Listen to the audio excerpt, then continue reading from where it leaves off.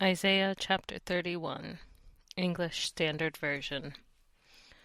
Woe to those who go down to Egypt for help and rely on horses, who trust in chariots because they are many, and in horsemen because they are very strong, but do not look to the Holy One of Israel or consult the Lord.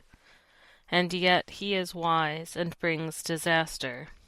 He does not call back his words, but will arise against the house of the evildoers, and against the helpers of those who work iniquity.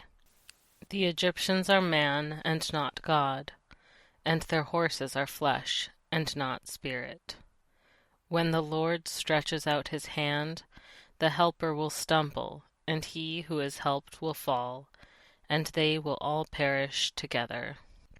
For thus the Lord said to me, as a lion or a young lion growls over his prey, and when a band of shepherds is called out against him, he is not terrified by their shouting, or daunted at their noise.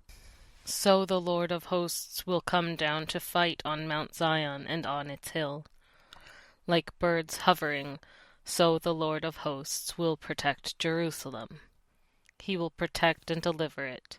He will spare and rescue it. Turn to him from whom people have deeply revolted, O children of Israel. For in that day everyone shall cast away his idols of silver and his idols of gold, which your hands have sinfully made for you. And the Assyrians shall fall by a sword, not of man, and a sword, not of man, shall devour him. And he shall flee from the sword, and his young men shall be put to forced labor.